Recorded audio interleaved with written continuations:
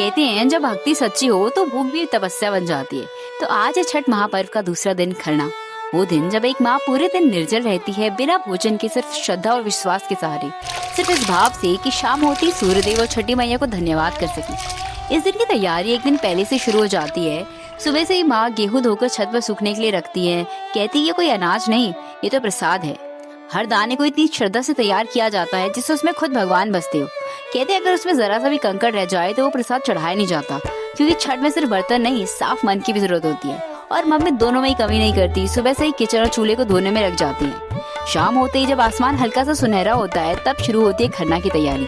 चूल्हे की पूजा करके और छठी मैया को भोग लगाने के लिए दूध, चावल की खीर, घी की रोटी और केले का प्रसाद बनाया जाता है, जो सात्विकता और पवित्रता का प्रतीक माना जाता है। वैसे तो परंपरा है कि प्रसाद मिट्टी के चूल्हे और आम की लकड़ी पर बनाया जाता है, पर गांव से दूर है तो सब कुछ वैसा संभव नहीं।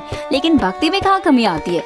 जहाँ भावना सच्ची हो वहाँ भगवान खुद रास्ता बना लेते हैं। कहते हैं दिन का प्रसाद सिर्फ भोजन नहीं बल्कि पूरे दिन की तपस्या का फल है। व्रती माता पूरे दिन व्रत रखने के बाद शाम को देवी देवता और छठी मैया को भोग लगाने के बाद व्रत का पारण करती है, और इसके बाद परिवार के बाकी लोग इसे ग्रहण करते हैं। इस प्रसाद को खाने के बाद व्रती 36 घंटे का निर्जला व्रत आरंभ करती है, और अगले दिन संध्या अर्घ और चौथे दिन उदयमान सूर्य को अर्घ देने के बाद खत्म होता है। और ऐसे ही पूरा होता है छठ का दूसरा दिन खरना। अब बस इंतजार है कल के उगते हुए सूरज का, जब आस्था एक बार फिर गंगा किनारे झुकेगी।